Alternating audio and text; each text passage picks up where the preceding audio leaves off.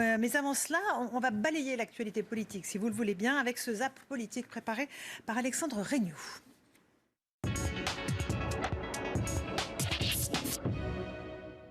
Prenez ce que disait Alain Minc quand il soutenait Alain Juppé, ou ce que disait parfois Jacques Attali. Donc ils n'y croyaient pas. Mais pour autant, ils n'infléchissent pas ma ligne. Pour autant, ils ne sont pas au cœur de la construction de ce projet. Pour autant, pour être très clair avec vous, ils ne seront pas celles et ceux avec qui je gouvernerai. Je gouvernerai avec des responsables politiques de gauche et de droite, et avec de nouveaux responsables venant de la société civile. Renvoyer la responsabilité sur un coup d'État, moi, on m'a dit, c'était quand, il y a 2-3 ans, on m'avait accusé d'être à la tête d'un cabinet noir, hein, qui devait être dans la cave au ministère, quelque part, je sais pas où. Je connais. C'est une manière de faire qui n'est pas acceptable. En tout cas, moi, je ne mangerai jamais de ce pain-là. Jamais. Je trouve que chacun doit assumer ses responsabilités.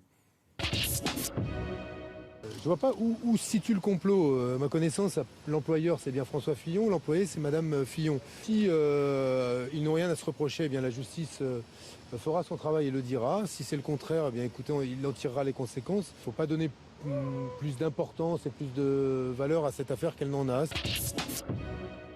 Il n'y a rien qui est du hasard, rien. Et puis le feuilleton, là, avec des révélations. Je comprends que les gens se posent des questions, évidemment. On parle d'argent, de sommes, brut, tout ça. Je comprends que les gens se posent des questions.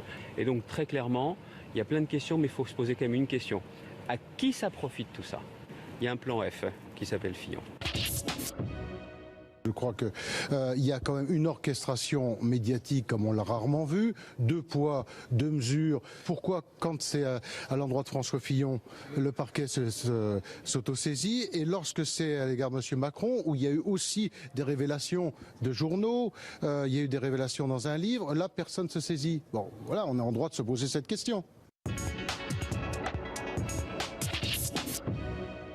Alors, Monsieur Lassalle, qu'est-ce que vous pensez de cette affaire François Fillon et de la réaction des Français face aux sommes qui sont évoquées? C'est une tragédie en direct. François Fillon, c'est aujourd'hui le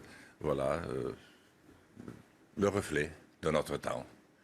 Je crois qu'on est dans un monde où nous avons perdu le sens de notre destin. Nous y avons renoncé. Il n'est pas le seul. Et je crois que dans ce cas-là, il n'y a qu'une seule attitude à tenir, la vérité, tout de suite, face à l'opinion, quoi qu'il en coûte. Chaque instant passé est un instant de trop. Vous pensez que pour l'instant, il a menti, il n'a pas dit la vérité? Est-ce qu'il est disqualifié, selon vous, d'ores et déjà? On ne peut pas savoir, parce que cette campagne est tellement invraisemblable que tout peut arriver. Disons qu'il est dans une posture difficile. Mais encore une fois, je pense que s'il s'était mis dos au mur, et face à la réalité, voilà. Par contre, cela en dit long sur l'absence de pouvoir dont nous sommes victimes et qui oblige à des petits, alors qui n'oblige à rien, mais à des arrangements qui finissent par être monstrueux, surtout dans une période de temps de misère. Vous dites qu'une révolution est en marche. La révolution du peuple ou la révolution des élites?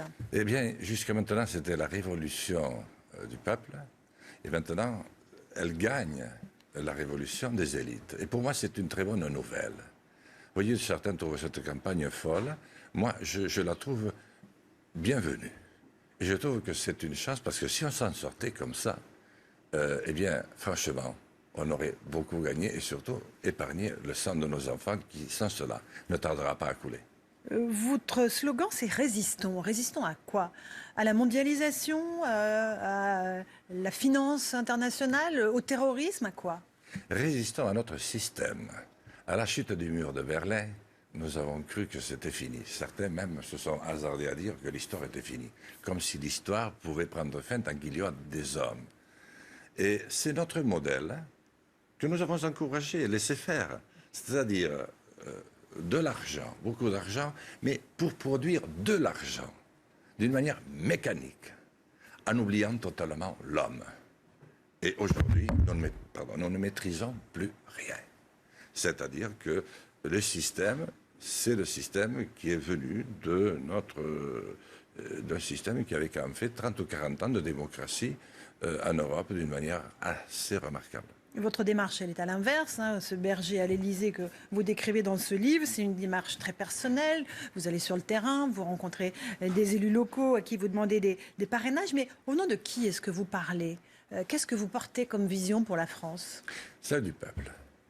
Celle de ceux qui ne croient plus en rien. J'ai trouvé un pays qui avait peur et qui n'a plus confiance en rien ni en personne. Marquez, nous ne sommes pas les seuls, parce qu'après ce Tour de France, j'ai fait aussi le Tour d'Europe. J'ai rencontré 15 pays qui sont dans le même état et qui votent de la même manière que nous.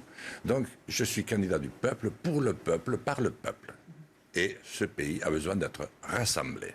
Vous voulez proposer de libérer les entrepreneurs et les salariés. Comment, concrètement? Qu'est-ce que vous proposez comme mesure pour libérer, encore une fois, les entrepreneurs et les salariés en même temps? D'abord, en rétablissant un contexte de confiance et de dialogue. Il faut beaucoup écouter. Je crois qu'il y a une dimension à trouver dans l'intelligence de la relation et dans l'intelligence de l'échange de masse. Vous voyez? Et je crois qu'aujourd'hui, il faut tout simplement redevenir humble, cesser de considérer que la politique, c'est un plan de carrière. Je crois que nous devons accepter avec humilité que c'est une énorme chance que d'être élu, mais qu'elle peut vous être retirée aussi. Et là, je prendrai un certain nombre de mesures lorsque je serai élu.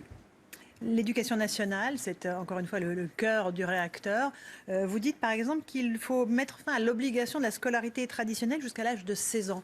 Pourquoi? Pour emmener les enfants vers l'apprentissage plus tôt? Oui. Je crois que dans les cours élémentaires et moyens, on doit voir les enfants.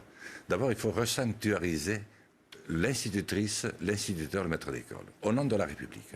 Ensuite, il faut mettre peut-être un parent d'élève, si besoin. Les parents d'élèves veulent de plus en plus devenir parents d'élèves, même dans les familles recomposées, etc. Et puis, peut-être quelqu'un qui touche un peu à la médecine, qui regarde un peu. Et là, on va voir qu'il y a des enfants qui peuvent devenir demain Ferdinand de Lesseps. Il y en a d'autres qui ont le génie de la main, et puis d'autres qui ont le petit coup de crayon, vous savez, qui est à part.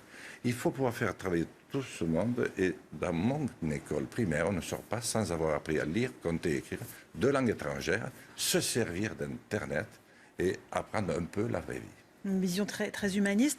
La question traditionnelle pour tous les candidats à la présidentielle, c'est vos parrainages. Où est-ce que vous en êtes? Il en faut 500. C'est compliqué de les obtenir, j'imagine. Je voudrais ajouter un deuxième mot là-dessus, parce que avant, c'est que je rétablis le service civil ou militaire pendant 1 an.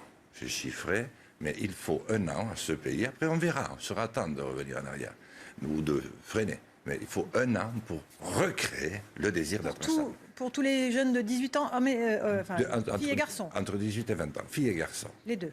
Le civil, c'est les préfets qui s'en occuperont. Le service militaire, bien entendu, c'est l'armée. Donc les parrainages, vous en êtes à Alors combien? je suis à 400. Et je peux vous dire que c'est un sacré challenge. J'en ai une quinzaine, parce que c'est toujours comme ça, en préparation, enfin en discussion. Je pense que je vais y arriver, très sincèrement, mais il n'en faut pas 500. Il en faut 700 ou 750 pour se qualifier.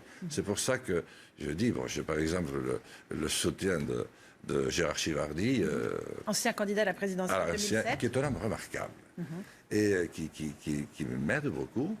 Et il en faut 250 de plus. Pourquoi? Parce qu'au dernier moment, pour la première fois, les maires vont être obligés d'envoyer eux-mêmes les documents. Vous imaginez la source d'erreur qu'il peut y avoir. Et puis surtout, au dernier moment, on ne me fera aucun cadeau. Un mot de François Bayrou. Est-ce que vous êtes brouillé avec lui? Est-ce que vous pensez que lui aussi va se présenter à l'élection présidentielle? Écoutez, François Bayrou vient nous faire... écoutez, est-ce que par hasard, ce ne serait pas le moment? Est-ce que vous ne voudriez pas m'élire en ce moment? Je trouve que c'est un peu pathétique de sa part. Pourquoi?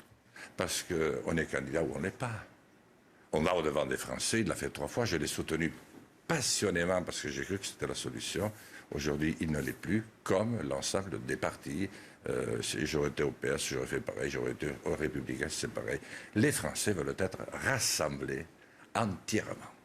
Merci beaucoup Jean Lassalle. Merci pour à vous. votre venue sur ETélé. Un berger à l'Élysée, c'est votre livre et le précédent c'est À la rencontre des Français aux éditions du Cherche Midi. Merci beaucoup Monsieur Lassalle. Et merci de m'avoir invité et merci de m'avoir traité de cette manière-là. Merci à vous. Dans un instant, c'est le 20h Foot avec Pascal Pro. Bonne soirée sur RTL.